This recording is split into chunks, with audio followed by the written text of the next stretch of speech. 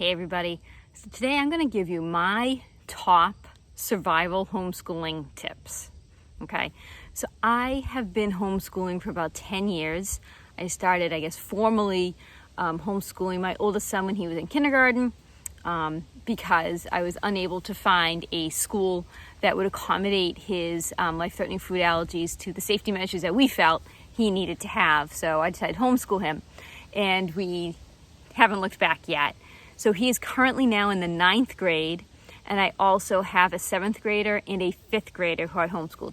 All three of my boys have been homeschooled completely. They've never been in a public school system or a private school system at all. So I figured I would discuss some various survival tips for homeschoolers. New homeschoolers, and I guess people who've been homeschooling for a while also. You can always use tips. Everybody can use tips. All right, so I think the first tip I have is know your law in your state, okay?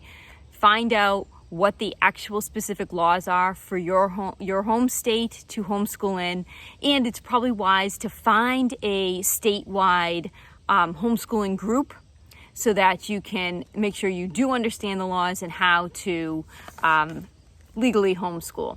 So are you in an intent state where you just send in your notice of intent? Are you in a state that has to provide curriculum to the DOE? Are you in a state that requires you to log hours? Every state has their own set of laws. So first thing is first, in order to survive, you need to know the laws in your state, okay? If you're unsure of where to go to even start looking, you can search on your own state's Department of Education website, or you can go to HSLDA, which is the Homeschool Legal Defense Association. They have a lot of information on the legalities of homeschooling. Okay. All right. I actually wrote down some of my tips so I wouldn't forget them while I'm talking, and I might think of more as I go along. Be a mom first. I often see or speak with parents, and moms most likely, who say to me, well, I can't be a teacher. Like, I'm not a teacher. Like, I have to, or they won't listen to me as their teacher. And I say, well, be a mom first. You're their mom. You're not there to become a different personality just because you're teaching them something, right? So just be you. Be a mom. You don't have to go putting on this strange teacher hat where all of a sudden you act differently or you speak differently to your children. Just teach and be mom. All right, what else do I have here? Don't mimic school. Okay, so if your child has been in a school system for a while or even for a year, or if you have just not certain how to act or how to set up your school day, I would strongly suggest not mimicking the school exactly. Okay, and I made this mistake myself. So when my kids were at, say, preschool, kindergarten age, I was looking up how did kindergartens run, like I'm trying to remember myself, like, oh my goodness, back in the early 80s, how did I go to kindergarten? What did it look like? And I tried to mimic that. I set up a little rug for when we did story time. I set up a space for us to do morning meeting. I set up, and I was trying to mimic, okay, now we're going to, and it wasn't right. It wasn't authentic. It wasn't what homeschooling really needs to look like. I was trying to replicate what school was in my home, and that's not possible because home is home and school is school, right? Again, be a mom first. I didn't need to become some strange teacher person. I need to be mom, and no, don't mimic school. Don't set up your whole house according to the way that school used to look like for your kids. Now, there may be some comfort level things that maybe your kids do like, or maybe they bring to you and say, hey mom, when we did this in school, Miss so-and-so used to put all of our packets over here and we would get up and get them on our own. And if it's something like that makes them comfortable in a rhythm, go for it. But you don't have to set up a chalkboard or a whiteboard, have the kids sit in a desk in front of you. You don't have to be sitting in a desk in front of them. You don't have to try to do morning meeting and circle time and math lab or whatever it is that they call things. You call things as your own. This is your homeschool. This is your setting. Make it work for your family. Let's see. Plan your days, but have leniency. This, I find, is probably the best part of homeschooling, is that you have some flexibility in your day, but I personally like to plan out part of my days, okay? Meaning, let's say, I'll give you an example. We have, in my state, we have to do, I think it's 175 days of schooling, okay? So I do keep track basically of days. Actually, do I talk about that later? I'll talk about that now. Sure, I'll talk about that now. So the way I keep track of those days is honestly what we do. And it's easy for me to look at our math lesson number and see where we are. So we do math just about every day. And if I have a math book that has 180 lessons in it, it's a pretty good indicator of where I am and how many days of school we've been doing. So for me, that's an easy way to keep track of school days. So the point is, if I plan on doing math every day, which is fine, but there's a day, let's say in November, when it's normally really starting to get really chilly here in the Northeast, but it's a rare 70-degree day. Here comes the leniency. Okay, great. Let's skip a day and let's go outside and do some more outdoor work. Let's do a field trip.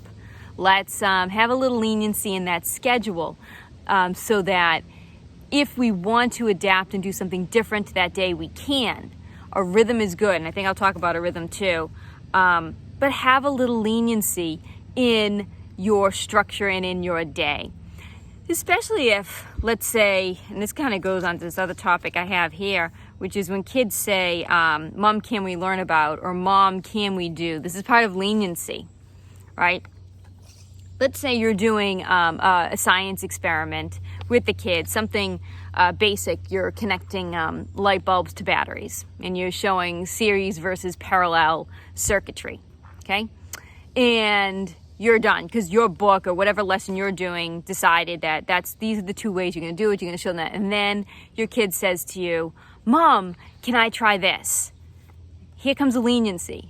Yes. The answer is yes. Yeah, go ahead and try that. Don't just say, well, no, because, the book says we're only supposed to do these sorts of experiments and this is what you have to do. Now write down those answers and let's move on. No.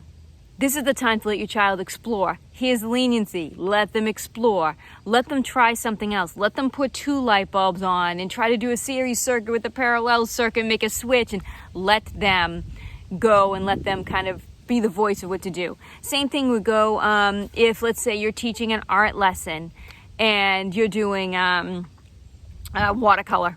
Let's say you're doing watercolor and you're looking at your time because you're trying to plan this out and you're like, well, at 1:45 we're supposed to be done with this, and I need to move on because we still have to finish, pick another subject, Spanish.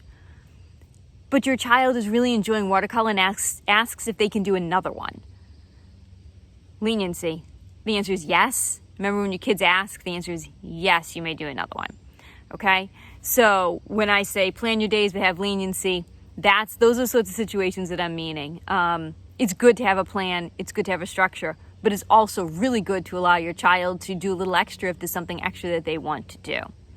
On the other hand, actually I'll switch this one. On the other hand, let's say have a little leniency in this way. Let them do a little less work. Let's say your math, the way your math works is they have 10 practice problems and then 30, problems to do. So that's like 40 problems that they have to do. Your kid's struggling with a particular lesson. They never get it done in like 40, 45 minutes. They sit there and they're starting to lose it. This is when leniency can come in and you can tell them, let's do every other number. And that's okay. That's a huge, huge thing. Skip numbers. Be like, you guys can do odds or evens. You choose. Let the kids, you can do odds or evens. Have a little leniency there. Or you can take a look at their problem set and circle the ones that you feel that they really need to do because that's what the lesson was focusing on and they're having a little struggle with it. They need to practice a little harder on those. So skip out the ones that they know how to do. Example, let's say your child is learning long division and the 30 practice problems have a mixture of long division, addition, subtraction, and fractions. You can then circle the ones that are long division, a couple of addition ones, maybe one fraction one. so that the child can learn those particular skills and practice the skills that they need to practice. Again, plan, but have some leniency. I think that's really big for me. And when your child says, can we do or can we learn? Yes, the answer is yes. Okay, what else? Let's get into some practical things here. How about meal planning? Oh boy, so I am not the best meal planner in the world. However, on the weeks that I do meal plan, it makes my life so much smoother, because by the time we're winding down for the day, then I have to pick up and be like, okay, well, what's for dinner? I have to start cooking something. I need to figure out what we're going to do. And that can be difficult if you're stressed out, you have a lot to do, or if, let's say, the kids were really into doing whatever it is that you're doing that day, and they want to do another art project, or they want to complete some more science experiments, or they want to read an extra chapter in that history book, and that does happen. Actually happens a lot, especially if you make learning fun. It does work a lot. It does happen a lot. So when you're meal planning, if you can meal plan, then that will help you set up life. So what I do is I'm going to try to get better at meal planning. So actually, if you have any particular bloggers or YouTubers or websites or anything that you have that you feel are really good meal planners, throw it in the comments. Any sort of suggestion or help for anybody is fantastic. Put that in the comments. What I do in my mind, and I want to start writing this down, is I have the meals that everyone will eat. You know those meals that everybody will eat in your house, that you can just make one easy thing, boom, it pleases everyone. Crowd pleasers kind of meals. And then I do kind of piecemeal stuff together as I go. But if you always have in the back of your mind, even if you can't meal plan, just those meals that are easier to cook, that are easier to just put together and prepare, and that are crowd pleasers, always having those ingredients in the home. When you have a day when maybe you are a little extra tired or schooling went a little bit longer, you can at least pop up one of those meals and it'll be easier for you to get dinner ready. Meal plan. Okay, going along with meal planning is I think everybody needs a Ninja Foodie. I'm not going to lie. I adore and love my Ninja Foodie. I use it for almost every single meal. Not every meal, sorry, every single dinner. I'll utilize my Foodie in some way. So I'm not going to get into a whole spiel about it. There's lots of YouTubers who teach how to use a Ninja Foodie. There are a lot of bloggers out there. The Salted Pepper is probably one of my favorites. But I would invest in something like the Ninja Foodie because it really makes your life easier when you need to cut down time on preparing a meal. All right. What are some other tips that I have? Let's see. Don't yell. Don't yell. Don't yell at your kids. If they're doing anything, writing, spelling, you name it, whatever it is they're doing, and they're either not doing it right or they're fooling around, don't yell. Would you be okay if a teacher yelled at your child while they were trying to learn something? I don't think so. Don't yell. Okay? Your mom, you're frustrated, you need to walk away yourself. Okay? You don't want to create a difficult environment or a power struggle in your school day. So I will just say, if someone's being disruptive, I'll be like, why don't you go downstairs? Because, into a space, or upstairs, go to your room, do this, go somewhere. And when you're ready to join us, come back. That usually lasts about 30 seconds. And they want to come back immediately to what it is that we're doing. Okay? I never punish with extra schoolwork. That's not a punishment. School is for learning. It is most certainly not a punishment. So do not yell and do not use schoolwork as a punishment. It is not a punishment. Schoolwork should be enjoyable. They're learning. It's education, okay? And you don't want your child to feel like whenever they do something wrong, like that you're putting school in a negative light, or putting learning and learning with mom in a negative light. What else? Get outside every day. And I'm serious about this. Enjoy being outside, even if it's 5 minutes in the frigid cold every day. We need the fresh air. It rejuvenates us and makes us feel better. Kids need to run around for a few minutes. Now, when my kids were really young, I think they were maybe kindergarten, first and third grade maybe, and they were really little. we would start the day outside. So from 8 a.m. to 9 or 8:30 to 9:30, my kids are outside playing, running around the house, swinging on the swings, whatever it was that they needed to do to get like kind of release some energy. So we started the day outside.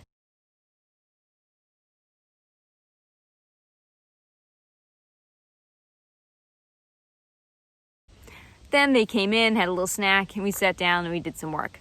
So if your kid is kind of antsy sitting down in the morning and they're not focusing, or what you feel is not focusing, get them outside for a little bit. Get them outside after lunch or before lunch. Sometimes I like to have my kids run around before lunch, because after lunch I'd rather them settle their bellies and we can just like read together. It's a nice time to read when everyone's just eating a meal and they're just kind of needing a little down, quiet time. So, and I guess that brings me to like creating a rhythm for your day. Kids like predictability, right? Kids like rhythm. Some kids thrive off of routine. Now, there's a difference between routine and rhythm, right? A routine is pretty strict. 9 to 9:10, we're doing morning meeting. 9:10 to 9:20, you're cleaning your cubby from, and you have a strict 9:30 to 10:15, it's math. That's a routine. We kind of like to go along rhythms, right? So the rhythm meaning we're not following the clock, but we're following like the day. Meaning we wake up, we eat breakfast, we brush our teeth, we sit down, and we usually we started with language arts. This past year, we did Grammar Fix-It together, and then we switched to math, and then we took a break, and then we switched to Spanish, and then we did history, and then we had lunch, and then we did science, and then we did art. Stuff like that, like a rhythm, but not sticking to the clock, where it's like, oh my God, it's 10:30, we're supposed to be doing Spanish now. It doesn't matter. You might eat lunch some days at 11:30, you might eat lunch some days at 1:30, but the rhythm stays the same, right? Like this is just our basic rhythm and how we're going to flow through our day. Kids like that. They like that kind of predictability of how the day is going to flow. Another thing, I didn't write it on here, but is make school fun. Try to make some games out of different subjects. Some subjects you can't. You just can't. You just got to get through them. Some subjects you can make really fun, like Spanish with my kids. So they were, I think it was last year I started introducing them to Spanish. I didn't get a formal curriculum for them at all. It was just my knowledge of Spanish, colors, numbers, basic vocabulary. But I would play games with them. So I would take, instead of markers, to learn colors, right? And I'd have the kids stand up, in front of me, there's 3 of them. And I had a fistful of markers, all the different colors that we learned. And I threw them up into the air. Okay? Now, if they could catch them, great. Or if they dropped, they had to scramble and catch them. And then whatever markers that you had in your hand, then you had to tell me in Spanish what the color was. We did this also with numbers. I used markers or popsicle sticks. I literally would throw them in the air. And if someone could catch them, great. And then you had to tell me, how many did you catch? 5, great. And then sometimes we would do addition. Say, okay, you got to add these and these, right? To get more numbers going. So that, you sat down, we learned the numbers. We went through 1, 2, 3, okay, you went through them. And we learned them sitting together. But then we went ahead and we played games in order to get it into the memory. You see, we also labeled around our house a different vocabulary. So when they're in the bathroom brushing their teeth, they see el baño. So they know, oh yeah, bathroom. And it kind of just got into their head a little bit more. So I try to think of ways to teach it, make it fun and a little more unconventional. Doing science experiments outside is always a plus because, again, you're getting fresh air and it's just a little different kind of change of scenery, change of pace, things like that. What else? Yes, have snacks. Don't forget snacks. Kids get hungry, and you've probably noticed having them home with you more during this whole stay-at-home spiel that kids get hungry and they need snacks. Snacks are okay. I don't mind if the kids munch while I'm reading history to them. That's okay. Have a snack. Put it into your rhythm. Breakfast, 2 subjects snack, 2 subjects lunch, have it in the routine. Don't get angry at them. Don't yell. If they get hungry or need to use the bathroom, if you have a child that's doing some stalling techniques, I have a couple of those, I don't have a couple of those. I have a couple of times when there are certain subjects that each one of them will want to stall a little bit on, and they got to make their way to the bathroom, and then they got to make their way to get a drink, and then they need a snack. And sometimes I'll just say, okay, let's just get this out of your system now. Now you get to sit down. Let's just get this done, bud. Let's just get it done, you know? But have snacks. Snacks are important.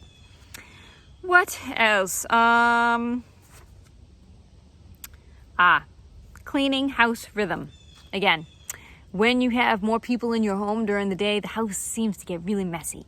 And you might feel, maybe you don't, but you might feel inundated with you get the schooling, and you've got this household that needs to be cleaned and maintained, right? Life skills. And I am not, I'll say clearly because you guys don't know my house, I am not the best decluttery person in the world. I've got stuff around. I try to clean the best I can, but hey, whatever is what it is. But if you can set up some sort of rhythm to your day, so you're not, the point is this, is that you're not sitting down getting ready to teach them different nouns and thinking in the back of your mind, I have to do laundry. When am I going to fit in the laundry? When am I going to fit in? I got to clean the bathroom. When am I going to change the sheets? So you're not sitting there thinking of those things. Have it all set so that you know when you're going to do it, and just be comfortable in knowing I'm going to do that tomorrow morning before the kids get up, or I'm going to fold that laundry while we're watching TV after supper together as a family. Okay? I have gotten myself, in my own head, just saying to myself, I'll be looking at I look at what we have to do, and like I said, I'll be teaching something, but in the back of my mind, I'm somewhere else because I'm thinking, oh my God, I have to wash floors, I have to freaking clean floors, I gotta do that, So one thing we did when the kids were really little is we did Monday morning work crew. That's what I called it, Monday morning work crew. And on Monday morning, the first thing we did before school was give the house a quick cleaner-upper, right, from the weekend, over the weekend, Ooh, it was a wind breeze. Everyone had a different job to do, and I would just kind of holler. I'm like, okay, you go into the playroom, clean up, fold the laundry, and whatever I could get done in like that hour in the morning with the four of us was great. And I just ended it, boom. And the rest of the week, I set up times when I could do my own cleaning. Again, if you have an awesome cleaning blog that you like or YouTube that you like, put it in the comment section, because again, I love hearing suggestions about these sorts of things, and any sort of help for people and homeschoolers is obviously good. What else? Check in with your kids. Ask how they're doing. You gotta survive. Remember, this is survival tips, right? Ask how they're doing. How are you doing? How are you feeling about this? Is this working for you? What can we do differently? Check in and listen to them. If they say, Mom, I really don't like doing math first thing in the morning. I do math better after lunch. Well, perhaps moving and rotating your rhythm a bit so that you can get math done after lunch will help your child a bit. Okay? Things like that. Check in with them. See how they're doing. Okay? See what works for them and what isn't working for them. Now, if they want to just have a fight with you and argue, well, I don't understand why I need to learn this, right? Which I'm sure some of you hear. I know I hear it. I don't understand. Why do I have to learn this? Right? And that happens. You can just say, well, this is where we're learning this for life. Sometimes I'm able to give a good example of math as to where you learn it in the real world, and sometimes I just can't, But it's that check-in moment with them where you're looking at them and you're giving them the time and the love. Remember, you're being a mom first. Okay? You're checking in with them and you say, how are you? How are you feeling? Well, I don't like this. This is hard for me. Maybe change up, try a different curriculum. Mom, this hands-on math program you got me, it's fun and all, but I prefer a workbook. I really just like writing the answers down. Oh, okay. Opposite. Mom, I really don't like just writing answers down. I really prefer to have something physical in my hand. Okay. Listen to your kids. Check in with them. Find time for yourself every day. I know, as a parent, this is not easy to do. Especially now with the stay-at-home orders and all those sorts of things happening, a lot of things that we like to do for ourselves are maybe canceled, right? Maybe you used to go to a yoga class twice a week and that's canceled. Or maybe you used to like to go to the gym and now that's not open. Or whatever it is that you used to like. You used to have coffee with your girlfriends every Tuesday morning, or used to go out for drinks every Thursday evening. And so your schedule's been kind of disrupted and you just don't know what to do. You have to find some time for just you every day. And you have to find a space to do it in your home or in your yard where it can just be you. Even if it means you wake up half an hour early and have your cup of coffee by yourself sitting on your front steps. I try to take a morning walk every single morning. I wake up well before my kids get up. I make sure I eat my breakfast and I take a walk. Sometimes I walk far. I have a pretty decent sized property. Sometimes I don't go very far and then I just sit and I just think. So make sure that you take time for you every single day. Now, you might be the kind of person that needs time for yourself in the morning before the day starts, or you might be the kind of person that needs time to yourself at the end of the day, after the day's over, and that's when you need your alone time and your time to just recenter. Whatever it is that works for you is good, and that's fine. Like, you have to do what works for you. So I'm going to look at my paper here. Okay, so those are the things that I feel are some good survival tips for homeschoolers. And I hope that some of this is helpful to you. What I might do, actually what I think I will do, is I'll do some reviews of different curricula that we've used too. I know there's a lot of people out here trying to figure out what it is they do. I haven't used everything. I do not have all the answers. I look at bloggers. I watch YouTube videos also to try to figure out how to navigate and survive the homeschooling world. But you can do it. And I'm just going to reiterate two really important ones. One, know the laws. Okay, I'm going to reiterate that one. Know your laws and be a mom first. Those to me would be the top two. Know your laws. Know what you have to do. Know what's legally required of you to do. And be a mom. Okay, these kids love you. You love your kids. Do not turn into teacher. You're mom. Be mom. Show them that you love them and learn with them. Okay? So if I think of any more tips or if this is helpful to people and they want to hear more from me, let me know. Throw it in the comments section and I'll do some more videos on our homeschooling world and how it looks for us and all that, because I think the more you can share with others, the better it is for everybody, right? I love looking at other people's blogs and YouTube videos, and I find helpful tips. I hope you found something helpful in this video. All right, so take care. You can do this. Be a mom. And I'll see you next time.